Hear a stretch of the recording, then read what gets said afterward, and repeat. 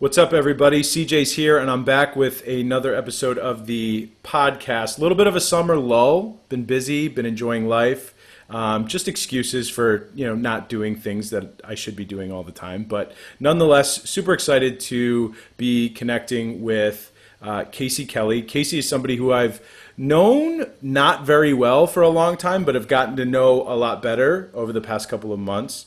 And we're going to talk about, her experience as a designer and a teacher and all the fun stuff she did and a really cool project she did at my house. But first of all, Casey, thank you for joining me. I really appreciate it. Thanks, CJ. I'm excited to chat with you, and I wouldn't discredit all the work you're doing. I think we're all busy in our own respect, and fitting things in like this is not always on top of the priority list. So thanks for fitting things in. Well, thanks.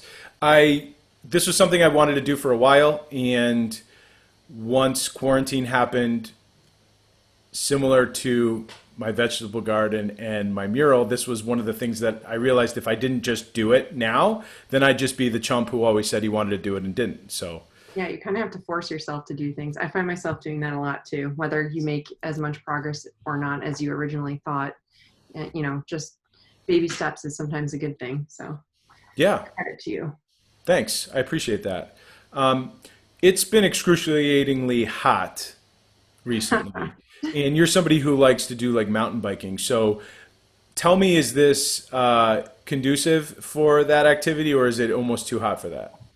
So coming off of a morning ride at 7 a.m., I would say generally any time before 10 a.m. seems to work. And mountain biking is actually quite nice in the summer, early in the morning with the shade and the trees and things. So I would highly recommend it on 90-degree days. I'd prefer to be in the woods than, out on the road running or doing those kinds of things. So it's great for this time of year, either early in the morning or later at night. If you go out in the middle of the day, just bring, a bag of ice and some beer or something. Yeah, something. I like to run. The two activities that I do, it's running, and I also do CrossFit. Shout out to CrossFit Buffalo. And right now, gyms were not included in phase 4 of reopening in New York State. But then they kind of acquiesced. I'm not sure how this whole thing went down, but now gyms are allowed to work out outside. So either way, any of my activities constitute like being on the blacktop in the beating sun. So needless to say, I have not been extremely active over the past week or two. I mean, you could literally go outside and just stand on the blacktop and get a workout right now. That is true. That is true. And I'm less hungry when I'm this hot. So I'd have to agree with that. Although this whole working from home COVID thing gives me, there's that meme that I've seen in several different forms of a little puppy walking in the kitchen for a snacky snack. And that's been me a lot this summer. That's so funny. I just saw a hilarious meme on Instagram, and it was a picture. You know those like those zip off, those pants where you can like zip off and they turn into shorts? Those were all the rage back in like 1998. I was just gonna say, and then like I'm sure I had a pair of pants in middle school just like that.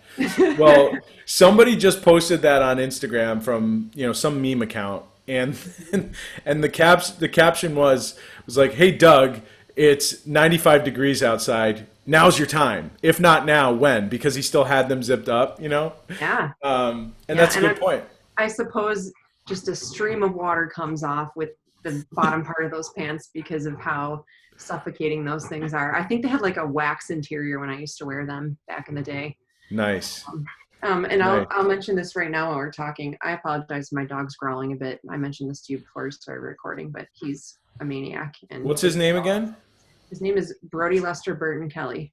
Brody Lester Burton Kelly, BLBK. Nice. Well, all after graphic designers. Really? Yes. Cool. Well, if you want to put BLBK up in your lap at any time to make him feel better, please feel free to do so. Yeah, I'm going to try to at some point, but yeah. He's enjoying a good game of tug of war right now. Oh, nice. Yeah. Yeah, I don't think I've ever had a dog on the podcast before, so that would be welcome. Oh, all right. So I think there's a couple of interesting things to talk about with you. So when you were at White Bicycle, and obviously I chatted with Brian Gruner a couple of months ago. He was guest numero 20, Awesome. and we had a really good long conversation. As I mean, that's kind of redundant because there's no short conversations with Brian Gruner, but But they're all very fruitful. So oh, look, absolutely, and I hope we do it again.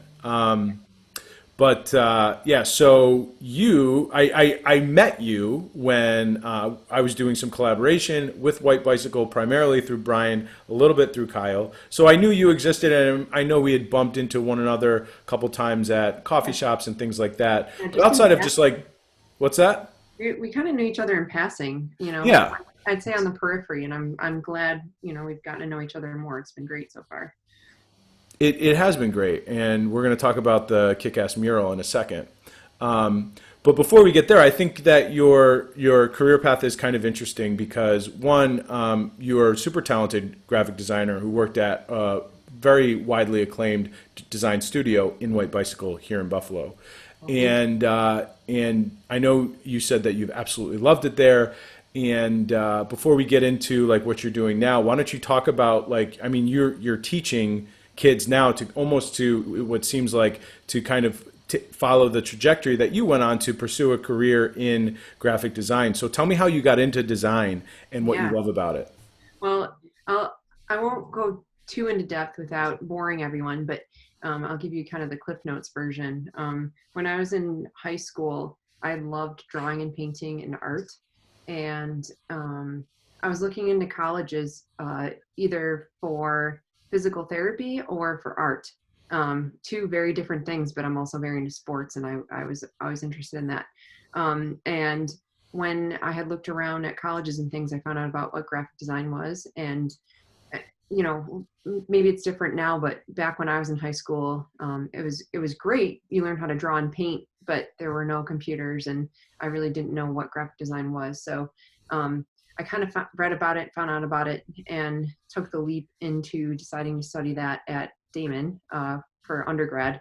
And I ended up absolutely loving it. I think there are things that you can infuse in relation to creativity and art. And it was, I don't want to say commercial, but it was a good way to go to apply my fine art skills in a way that are marketable, especially in relation to Buffalo and Western New York. There are, as you know, a lot of really great studios and agencies and freelancers and people who are involved in not only the design but overall marketing advertising community here. And I um, always say there's really an embarrassment of riches when it comes to that when creative talent here, quite honestly. I really do yeah, believe that.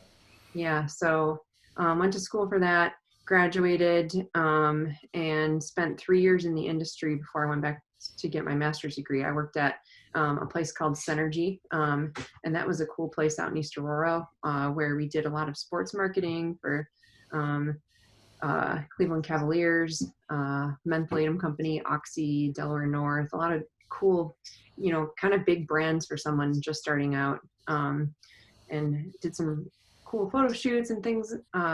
Worked a whole lot, really enjoyed it. And then I worked at Crowley Webb for 1 year, which is around and flourishing. A lot of wonderful people there. Um, and had a lot of great mentors along the way. And I think that was back in like 2011, in which I decided to go back for my master's, thinking, hey, I really love design. I could see myself teaching it someday. I don't know if I will, but I want to take the leap into potentially doing that. So somehow I had the foresight to do that when I was younger, after a few years in the industry, making sure that I liked it, which was a good move because I don't know if I'd have time to go back full time now. So I went back and I took a lot of business classes, industrial design classes, and design courses.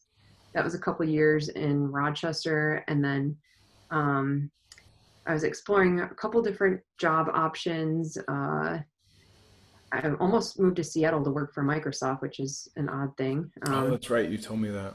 Yeah, but Brian, who I met during undergrad, was kind of someone I really looked up to, and I still do. He's a wonderful human being, mentor, designer, business owner, and I had an opportunity to work for him out of grad school. So I did that for 6 or 7 years before I took the teaching job. And I didn't ever see myself necessarily leaving there, but the teaching job presented itself. And I don't know if the time was right or not, but I've loved every minute of teaching design. And it's also allowed me to take on a pretty steady dose of freelance work too, with both agencies and direct with clients. So it's been a fun path. I've bounced around a lot, I guess, for lack of a better term, but not because I hated any of it. You know, there are just some things that I guess you say take the cookies when they're passed, and I kind of did that, and here I am now. I don't know if it's the right path or not, but I've enjoyed it so far. So Yeah. Well, aside from the fact that we're recording a podcast for public consumption, and it is, people would expect people to say nice things about one another. I know for a fact, based on private conversations you and I have had, that you have talked about how much you loved it at White Bicycle, and I know from private conversations that I've had with Brian that he talked about how much they valued you, how much they loved having you there. So tell me about. How much did you pay him to say that? What's that? How much did you pay him to say that about me? Yeah, right. No, I mean and I remember we happened to catch up around the time when you, I guess had let them know that you were deciding to leave to go teach. Yeah. What was it like to just basically leave a place that you really loved to do something that you knew you kind of had to do? Now, I'm sure there must have been something inside you that had been latent and like compelling you to try this, but Yeah. like explain to me like the thought process and how you knew. I guess here's what I'm really curious. You were at a design studio that you loved, doing a job that you were really good at. Like, tell me when you knew that you had to pursue a different calling at the expense of what was a really great situation. Yeah. So I I worked with Brian and Kyle. Also, shout out to Kyle Morrissey, who's partners with Brian there now. He's one of the best creative people I've ever met, and he's keeps things on the DL. He's always on vacation, so he doesn't show his face in public very often. That's a euphemism. He's usually working or with his family. But the three of us, I think, became really close during the 6 years that I worked with them, and it wasn't necessarily a, hey, I need to go do something else, because there were a lot of opportunities there, and there was a lot of change happening and things that I wanted to be a part of. The teaching position, kind of, I don't want to say it fell in my lap because I applied to it and everything, but they had asked me if I was interested, and I said, yeah. I mean, it was a tenure track position at Damon, and I was like, well, if I'm ever going to figure out if I like teaching or not, now is the time. Even though things were kind of headed in a great direction at White Bike, and they still are, I took the leap, not necessarily knowing whether it was a good idea or not.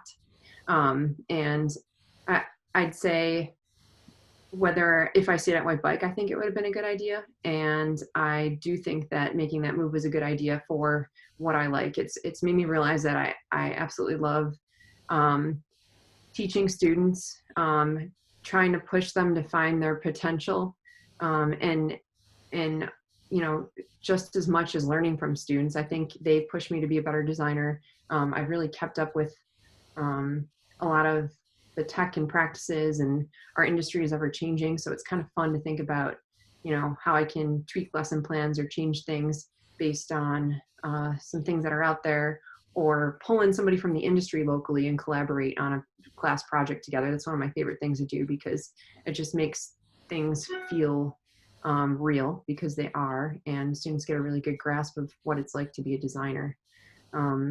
So that's not a straightforward answer. I just kind of, I guess, fell into it a bit. I was adjuncting before I took the position, so I knew that I kind of liked teaching. It wasn't a giant pay increase or anything. I did it because I knew I wanted to mold young minds. I love it. I mean, if not now, when kind of thing. Yeah, and I mean, Brian would always say this. I've always had a bit of wanderlust. I don't get sick of things easily, but I get excited and enthusiastic about nearly everything. And it's not it's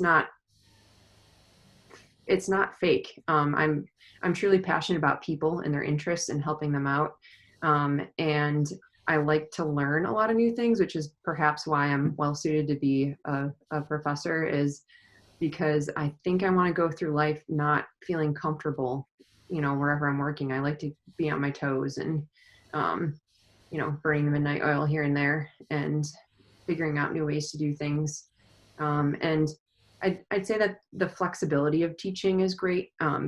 We have, and I'll say this in quotes, we have the summer off, obviously teaching, but this summer I've been busy the whole summer doing freelance work. So it's been a great balance between Right. client work and teaching. So that's another kind of benefit, is that there's a wide variety of things in the career that I ended up taking or choosing. So, to all the young designers who might be listening to this, or people that are considering different paths, I think even if you take a pivot from your current path that you're on, you can pull and grow and learn things, even if it's not directly related to the choices that you make. So And now, I mean, is it presumptuous to say you almost have the best of both worlds? Because obviously you've started Buffalo Design Studio, so you can still do design work. You could still get hired by clients. You could still do awesome murals on residential walls, yeah, right? Like, is it fair to say that you still kind of can do the thing that you love while still also, yeah, I I guess, would another thing that you love? I would say for me, it's the best of both worlds. I've also learned a lot of things about working on my own that I like and equally don't like. I'm I'm rather extroverted, and I really love working with other people because I think ideas are generally stronger when you have people to push you in directions or to challenge what you're thinking.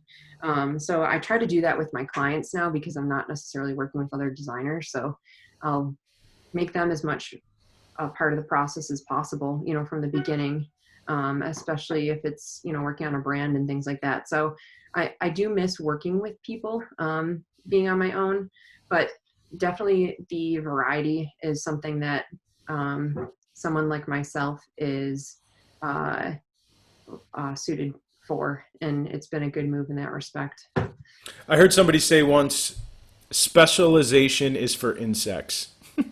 And it was just really refreshing to hear, because like, how often do you hear, whether it be through like just marketing strategists like me, or career consultants, right? Niche down, the riches is in the niches, focus, right? And I think there's a lot of truth to that through a variety of applications, whether it be marketing and positioning your brand, or positioning yourself, right? Yeah. Marketing yourself in your career. But that's never really sat well with me, to a certain degree, because similarly, maybe to a lesser degree than you, but similarly, I do have a lot of interest, and I am passionate about a lot of things, and I like to try things, and I don't like the idea that I wouldn't be incredibly experienced or the best in the world at it to discourage me from doing it. A perfect example is actually this, because one of the thoughts that I had before I started doing this podcast was, it's not going to be like the best production value. It's not going to have the widest audience. And by the way, who am I to have a voice on like, you know what I mean? Is it a really arrogant thing to think that like people people should hear, like my voice deserves to be heard by a bunch of people? You know what I mean? And so I was going through that, and then the more I thought about it, I was like, those are really like this self doubt was really the only reasons I had in my head against doing it. Why I wanted to do it is because I wanted to try it. I want to experiment. I want to see if I like it. I want to see if I'm good at it. I want to see if any good comes out of it. And I like the idea of practice. I like the idea of putting yourself out there, being a little bit in over your head, and trying something new, because I think growth really does happen that way. And the only way to do it is with other people. So, and I'm okay with the fact that like I'm never going to be the best podcaster in the world, because You already are. Come on now. I am. I know. Thank you. But like I like to try new things, and I like to have like, I was not this in. I'm like a well-rounded college applicant now. I wasn't in high school, right? Because I didn't do like all the extracurriculars and whatever. But like now I do a lot of things, and it's fun, and that's what I like to do. Yeah, and back to your point of specialization versus generalization, I don't have a strong opinion whether one is right or wrong. I would consider myself to be a specialist in certain areas, especially in some of the design things that I do. But in general, I love learning things, so I'm open to that. And I think a lot of people get too hung up on what is the right direction instead of trying to figure out what is best for you. Um, Yeah. and I mean, there are some badass specialist designers out there that I follow on Instagram and whatnot, and I look at their work and I'm like, oh my god, I wish I had the clarity and focus to just do that, because they're so seamless, and the work they do is just, next level. And that's a great strategy to take with a career if it makes you happy. And Yeah. I don't know, maybe someday I'll design stamps for a living, and only stamps, but I don't think I'll be there anytime soon. I got connected with a woman named Sarah who runs a marketing agency in the UK, and Mhm. they specifically focus on content and inbound marketing strategies for marine-based businesses. Wow. That is an incredible specialization, you know? And I really admire that, because if there was ever a specialization that, I mean, my business, I focus mainly on B2B.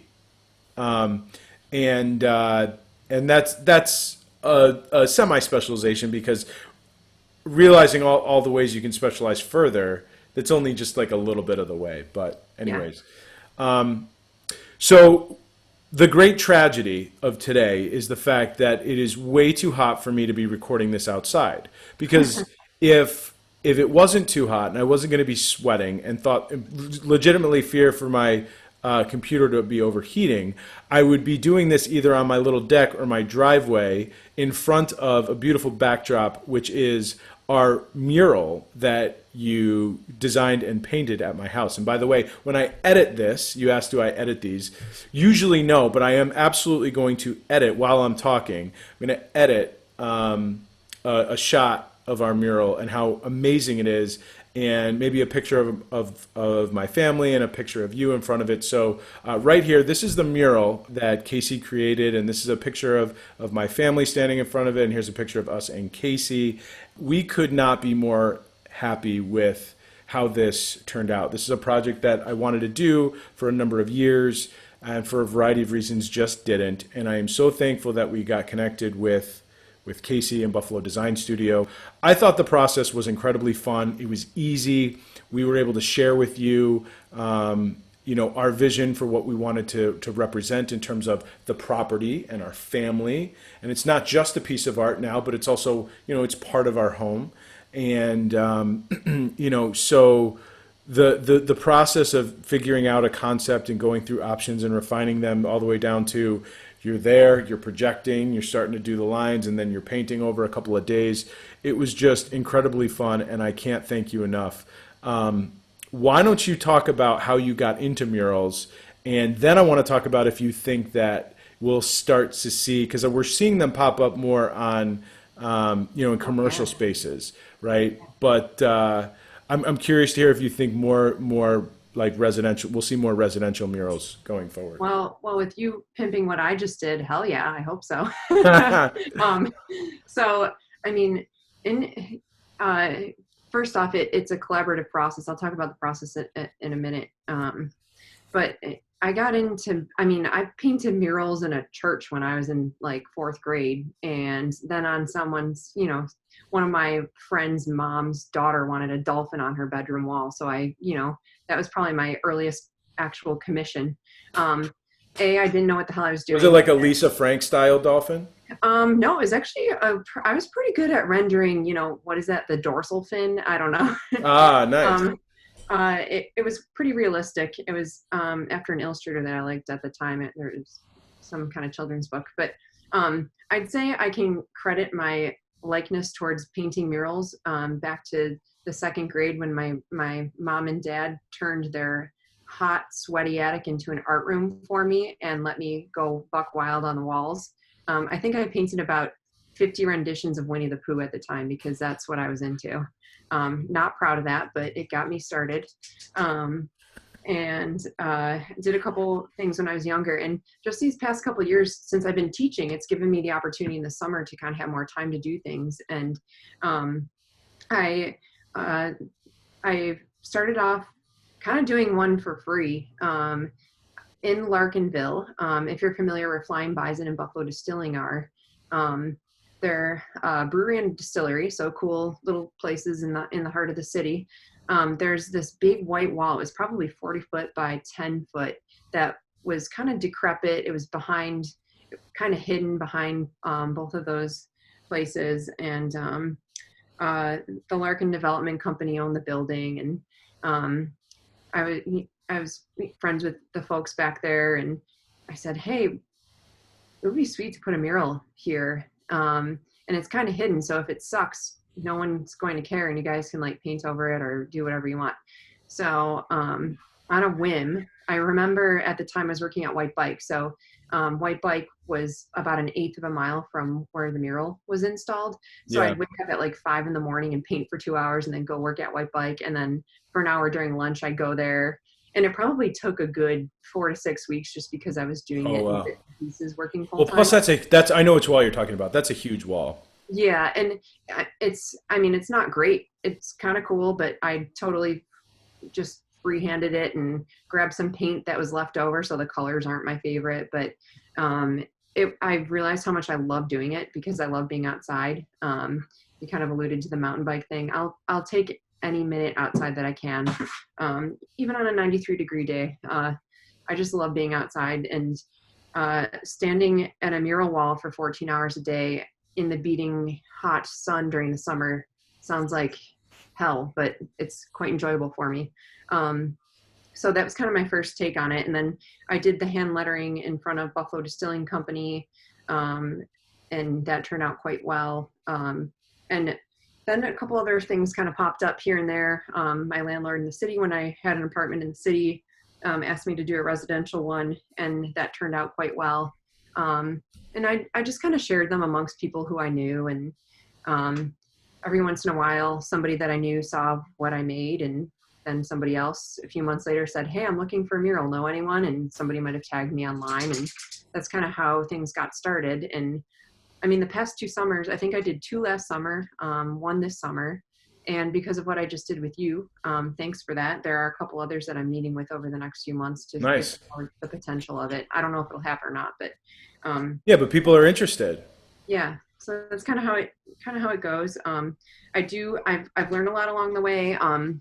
I bought a friend some beer to pick his brain about the proper materials and how to install it. He does a lot of murals in town, Christopher Kamek. And then lastly, I'll just say I'm not an artist. I come from a design background. So the murals that I work on, I would say are more, I'd say I'm a mural designer, not a mural artist. There are so many beautifully stunning murals in our city that are popping up, and I look at them and I'm like, how can somebody do that?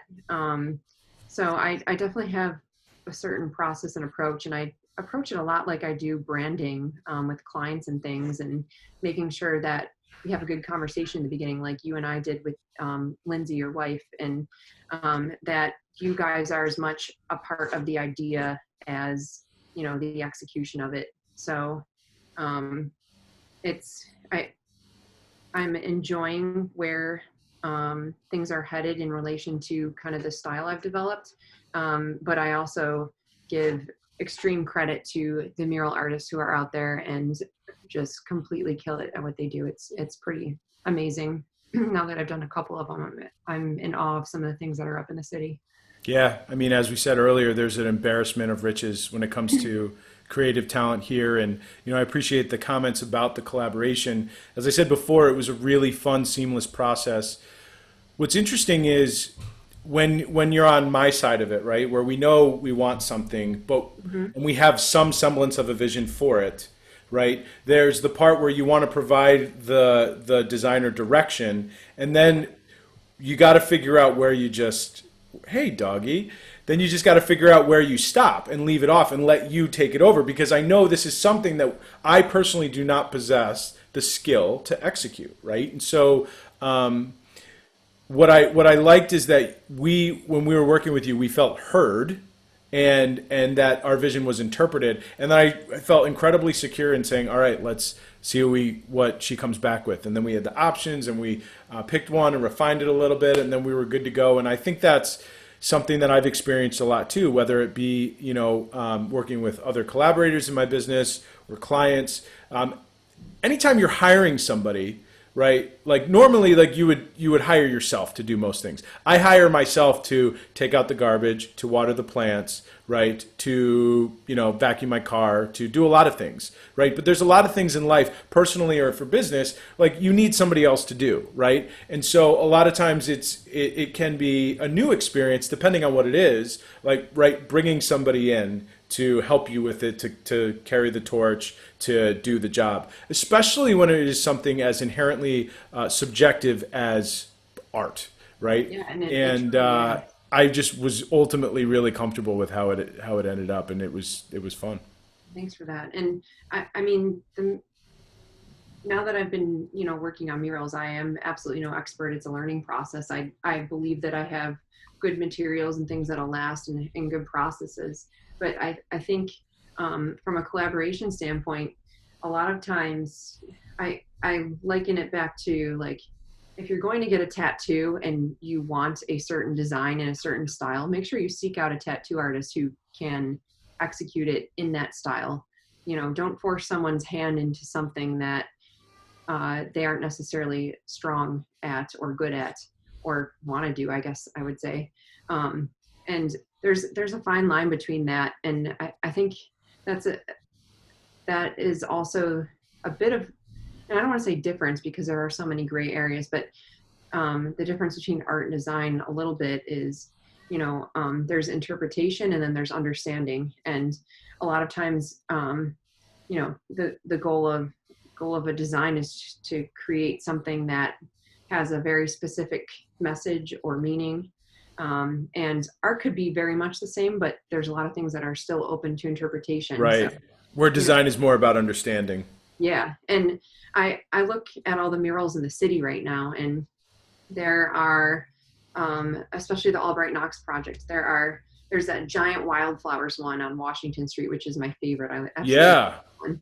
And then you go a few blocks down, I think it's over on Main Street near 33, but there's this big, beautiful, it's just big blocks of geometric color on this huge, tall building.